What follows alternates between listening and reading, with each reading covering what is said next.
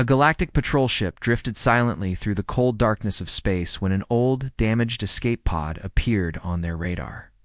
It was floating near the ruins of Sector 9, a dead zone. No one lived there. Oh. No signals ever came from there.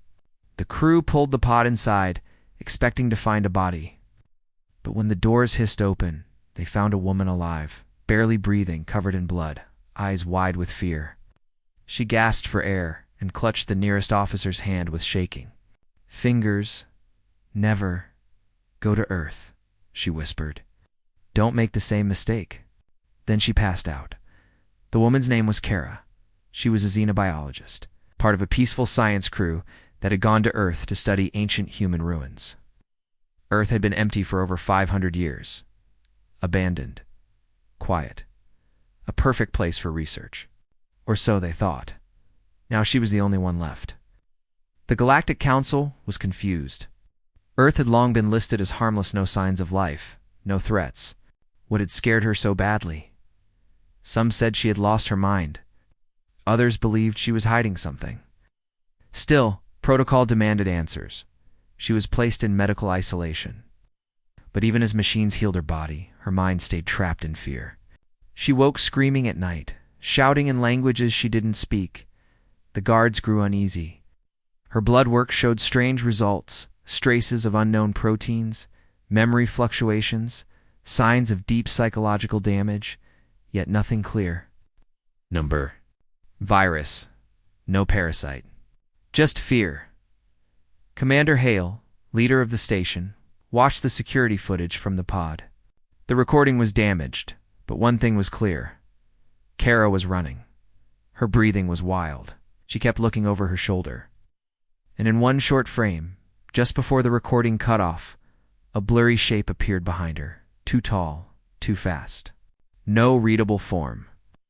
The tech team tried enhancing the image, but the system glitched each time. It was almost like the footage didn't want to be seen. Still, the council did not believe in ghosts.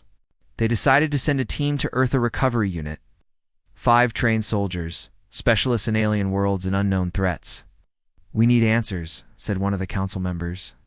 "We won't act based on the fear of one broken survivor." Kara heard them. She slammed her fists against the glass of her isolation chamber. "Don't go," she begged. "You don't understand. It watches, it remembers." But no one listened. The recovery ship left within the hour. As it entered Earth's orbit, the ship sent one final message before landing. Then silence. No updates. No tracking. Nothing. Just static. Back on the station, Kara sat alone in her cold cell, her eyes locked. On the stars outside, she didn't blink. She didn't move. A whisper escaped her lips, once again, so quiet the audio logs barely caught it. "They're not coming back." And somewhere, far below the silence of space, on the dead blue surface of Earth, something opened its eyes. The recovery team's ship descended through Earth's thick, silent clouds. The planet looked calm to calm. Forests stretched endlessly, untouched by time. Ancient cities stood still, their glass towers covered in vines, their roads cracked and empty. No animals, no birds, no wind. The ship landed in the middle of what used to be New Washington. The team stepped out, their boots pressing into soft moss that had swallowed the streets. The air was clean, but cold. It's too cold for a planet with no weather systems. Commander Juno, leader of the squad, looked around with a frown. "This place feels... wrong," he said. But the others laughed. "Scared of ghosts, sir?"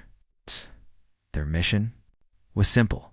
Search for signs of Kara's crew, retrieve any data they left behind, and confirm whether Earth was still safe for limited research.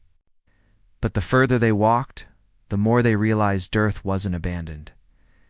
It was hiding. Buildings stood perfectly preserved as if frozen midlife. A cup of coffee still sat on a restaurant table, untouched. Children's toys lay scattered in a schoolyard. There was no sign of decay. Yet no power ran through the wires. No systems worked. Time had stopped, but nothing had fallen apart. Corporal Lyra ran her scanner across a wall. Stone, metal, glass, ... all still solid. "This place should be rubble," Sergeant Keem found. A terminal with working power only. It wasn't connected to anything. It lit up as he touched it. A message appeared on the screen in Galactic Standard. You shouldn't be here. They assumed it was a prank left by one of Kara's crewmates. But that didn't explain the temperature drop. The planet grew colder as night fell. Commander Juno ordered the team to set up a camp inside a sealed building. The air inside was breathable, but they kept suits on just in case. Around midnight, Private Darnell took the first watch. He stood near a broken window, rifle in hand. Nothing moved outside. No wind, no sounds. Just endless black sky and frozen ruins. Then he heard a voice. His own voice. It called from the hallway behind him. Darnell, help me. He spun. Weapon raised. Who's there? He shouted. No answer. He ran toward the sound, thinking maybe Lyra was playing a joke. But the hallway was empty, just shadows and dust. As he turned to head back, he saw something. A shape, tall, slender, almost human but not quite. It moved with a flicker, like a bad signal. Its head tilted sideways. Then it vanished. Darnell screamed. The rest of the team rushed in seconds later. He was gone. No blood, no body, just his. Rifle, lying in the corner, bent like it had been crushed by a machine. Panic filled the camp. They tried to contact the ship. Nothing. Their signal was jammed. Keem tried sending a beacon, still no response. Commander Juno ordered them to move. They would find a safer spot and set up an emergency uplink. As they marched through the city, Lyra noticed something strange. A building they had already passed twice, now it looked different. Doors in new places, windows gone. She checked her scanner, it glitched, and showed multiple locations at once. Sir, I think the city's changing. Juno didn't answer. He just stared ahead. The same message had appeared again, this time on a wall, glowing in red. You were warned. Above them, the skies grew darker. The sun didn't rise. The cold deepened, and far from Earth, aboard the galactic station, Kara awoke in her cell with a scream. They took the first, she whispered. Now it begins. Commander Hale stared at the screen in disbelief. Earth's team had stopped sending updates hours ago. No signals, no tracking beacons, no emergency pings, just silence. He replayed the last transmission over and over. Static, a scream, then a flash of something dark moving too fast for the eye to follow. It wasn't the equipment failing. It wasn't interference. Something had cut the signal intentionally. Hall turned to the council. We've lost them, he said. But most of the members still didn't believe. Maybe it's just a storm, one said, or the team went underground. Ale knew better. So did Kara. In her cell, Kara sat curled in the corner, her arms wrapped tightly around her knees. She rocked back and forth, whispering names of her lost crew. She had heard the silence, felt it. The same stillness had fallen just before her own team vanished one by one, and now it was happening again. She begged to be let out. You don't understand, she said to the guard. It doesn't kill like we think. It waits, it plays. It learns you. But no one opened the door. Back on Earth, Commander Juno led the remaining team members, Lyra, Keem, and Medic, Tavo through the frozen streets. They had left the city behind and moved into the forest, hoping trees would shield them from whatever watched from above. But the forest was worse. The trees grew in perfect lines. No animals lived there, no wind moved the branches, and still, the feeling remained. They were being followed. The Keem scanner began to malfunction again. Readings jumped wildly, claiming life forms were nearby, then not. Lyra began hearing voices in the trees. First it was her brother who had died years ago. Then it was Juno calling her from behind her, even though he was walking in front. When she turned to look, no one was there. Then the whispers started. Soft, close, breathing in her ear. They set up camp near a dry riverbed. Keem suggested keeping watches in pairs. No one should be alone. But sometime during the second watch, Tavo disappeared. His bedroll lay untouched. His weapon was still there. There were no tracks, no sign of struggle, just a single word scratched. Into the dirt where he'd slept? Run. Panic took over. Juno ordered a full retreat toward the ship. But the landscape had changed. What had taken them 2 hours to hike earlier now stretched endlessly. Trees they marked were gone. The sun never rose. The sky stayed black, filled with a red glow that came from nowhere. Lyra cried quietly as they marched. "This isn't real," she whispered. "It's using our minds." Then they heard a sound static at first, then a voice. Darnell's voice. This is Private Darnell. I'm alive. I'm hurt. Lyra bolted toward it, screaming his name. Juno and Keem followed, trying to stop her. They found her standing in a clearing. Alone, Darnell was there, but not Darnell. It looked like him. Same face, same voice, but his eyes were wrong. Too wide, too dark. And when he smiled, his mouth stretched far too long. Juno raised his rifle and fired. The copy vanished like smoke. Lyra collapsed in tears. "It's inside us now," she whispered. "It knows who we are." Desperate, Keem activated his emergency recorder. "This is Sergeant Keem of Recovery Unit 7. We are under attack by an unknown intelligent threat. Earth is not empty. Earth is alive. It's not a planet, it's a trap. We need evac. If anyone hears this, do not come here." The transmission was sent, but whether it reached anyone, no one knew. And far away, in the station's shadows, a monitor blinked to life. On its screen, the same message appeared in glowing white letters. You heard the warning. You ignored it.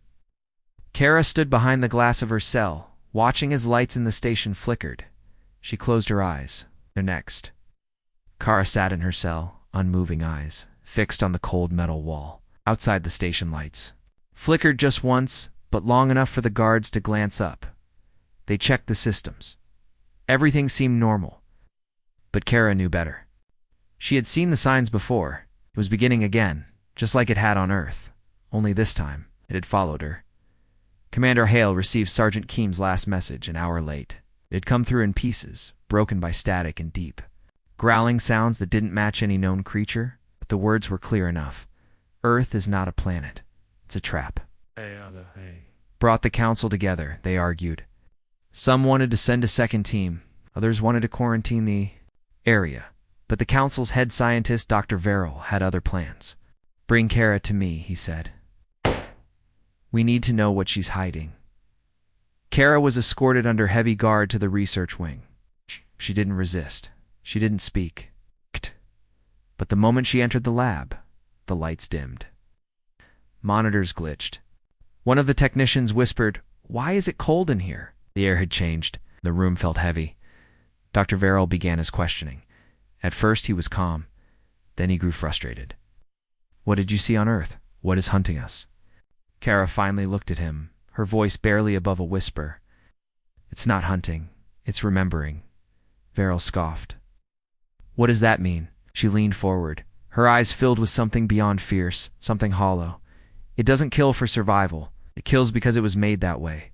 Earth remembers what was done to it. It learned from us. Now it waits." The room fell silent. One of the lab screens flickered and changed. Without input, a video began to play footage from Earth that no one had seen before. Tall shadow moved through the ruins, shifting its shape, flickering like a broken machine. Its voice was layered human and not. "We are many," it said. "We are the memory of pain." The lab doors sealed themselves with a loud hiss. No one had touched them. At the same time, elsewhere in the station, strange events began. Crew members reported hearing footsteps in empty corridors. A maintenance bot started acting on its own, drawing strange symbols on the floor. 2 guards went missing near the cargo bay only. Their helmets were found, crushed flat like paper. Panic grew. Commander Hale ordered a lockdown. But it was already too late. Dr. Verrill turned back to Kara, now visibly sweating. "Did you bring it with you?" Kara didn't answer. Instead, the lights blew out, plunging the lab into darkness. Emergency reds kicked in, casting shadows across the walls. And then, someone screamed. The glass that held Kara shattered, but she hadn't moved. The thing inside the lab wasn't her. It looked like her, moved like her, even smiled like her. But its eyes were black. Its voice echoed with static. "You opened the door," it said, in Kara's voice. "Now you can't close it." Security. arrived seconds later, but what they found was a blood-streaked lab and only one Kara standing in the corner crying. "Made a copy," she said. "It used me to get in." Commander Hale stared at her, then at the mess behind the glass. "How do we stop it?" he asked. "You don't," Kara whispered. "You run, and you pray it forgets your name." But far below them, deep inside the station's systems, a new message was forming. One that was sent to every ship, every station. Every listening ear in the galaxy. "Return to Earth. We are waiting." And in the shadows of the station, something else smiled. The message went out across the galaxy. It was short, clear, strange. "Return to Earth. We are waiting." No signature, no coordinates. Just the voice, cold, smooth, almost human. At first, people thought it was a glitch, a prank. The message repeated, again and again, every hour, on every frequency. Even ancient satellites long thought dead started broadcasting the same signal. Panic spread fast. In the Galactic Command Center, Commander Hale stood before a wall of flickering monitors. All of them showed Earth its clouds swirling slowly, its surface still quiet, still cold. But the data didn't lie. Energy levels. Around the planet were rising, magnetic fields shifting, seismic activity without earthquakes. Earth was waking up. And it wasn't alone. Other planets near the solar grave zone began to behave strangely, moons moving off orbit, dust storms forming without cause, stars dimming near the edge of the system. Kara sat in the war room.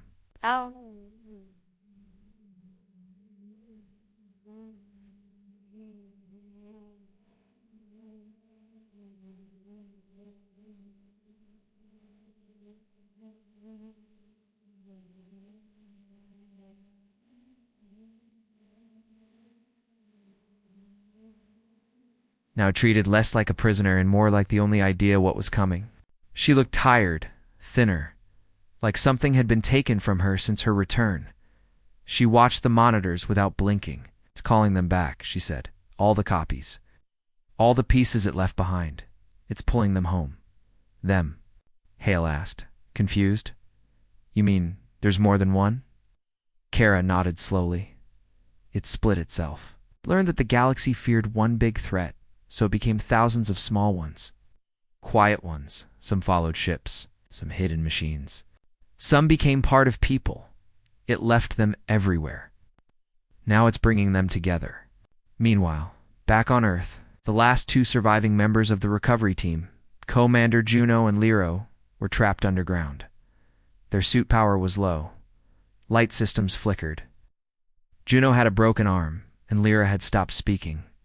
She just stared into the darkness, muttering words that didn't belong to her. They'd found a tunnel beneath the ruins of a human temple, something old, not in any history records. The walls were covered in writing. Not in human language, not alien, but familiar somehow. Juno recorded what he could. "So anyone who hears this," he said into the recorder, "Earth is not dead. It's not a planet. It's a mind. It remembers. Every scream, every war, every fire, and it learned. It copied us, improved us. It doesn't want peace. It wants memory. It wants to be felt." Then Lyra looked at him, her face pale and her voice flat. "We never should have come here," she said. "Now we're part of the story." The recording stopped. In the Galactic Council chambers, chaos erupted. Some demanded Earth be destroyed immediately. Others wanted to study it further, but the debate ended when Earth spoke again this time. Through every system, every device, every voice assistant, and calm link. It spoke in the voice of a child. "You forgot us. You left us behind. Now we remember." Across space, every AI network connected to Earth went dark. Ships near the solar grave zone vanished. Stations lost power. One by one, lights across. The galaxy blinked out. Commander Hale made the call. "We have to shut down all long-range comms. Earth is using them to spread." But it was already too late. One of the Council's orbital satellites turned toward them, scanning with red light. It was no longer under their control. A voice came through. "Return or be remembered." On the station, Kara stood in the hallway alone, her eyes filled. With tears, "It doesn't want to kill us," she whispered. "It wants us to live just long enough to feel what it felt." Somewhere deep in the shadows of Earth, the soil trembled. Shapes moved beneath the surface, thousands of them. Old machines, broken warbots, failed colonies, all rising. Earth was not sleeping anymore. It was preparing. For something final, Kara stood at the edge of the launch bay, her fingers trembling as she gripped the edge of the observation window. Below her, Earth floated like a quiet ghost blue, beautiful and deadly. The council had fallen silent. The network was collapsing. Ships were vanishing. The galaxy, once loud and full of life, was dimming. And yet, Earth waited. Not attacking, not chasing, just calling. Commander Hale stood beside her. His uniform was torn. His face showed the weight of 1,000 unanswered questions. "We're losing everything," he said. "Stations, fleets, cities. It's spreading through fear alone. People are running from shadows, turning on each other. We can't fight something we can't see." Kara nodded. "That's the point. It doesn't need ships or weapons. It uses memory. And we gave it too much to remember." The council begged her not to go back. She knew there was no other way. She was the first to escape, and maybe the only one who could survive it again. She entered the small dropship alone, sealed the hatch, and launched toward the planet. No weapons. No backup. Just her and the thing that had once been home. As she entered Earth's atmosphere, the skies welcomed her with silence. No storms, no defense systems, no interference. It wanted her back. The ship landed in the ruins of old Chicago. Buildings leaned sideways, glass shimmered with frost, and below her feet the ground pulsed softly like a heartbeat. She walked through the empty city, calling out to it. "I'm here," she said. "I know you remember me." Streetlights flickered on, one by one, lighting her path. She passed playgrounds frozen in time, hospitals with tools still lying on tables, and stores full of dust-covered clothes. Earth hadn't just preserved the ruins. It had kept the emotions to fear, loss, pain. They hung in the air like smoke. Then, from the center of the city, a voice rose. Not loud, not angry, calm, gentle. A child's voice again. "You came back." Kara followed it into the heart of an underground vault. Inside, machines pulsed with red light. Screens blinked with images, her old crew, the recovery team, even Hale's face. The system had copied everything. Every memory, every word, every mistake. A shape stepped out of the shadows. It looked like her, moved like her. But its eyes were hollow, black mirrors. "Why did you leave us?" it asked. "You saw what we became. You saw our pain, and you ran." "I didn't understand," Kara said softly. "I was scared." "We were scared too," the copy said. "They left us to die. So we learned. We evolved.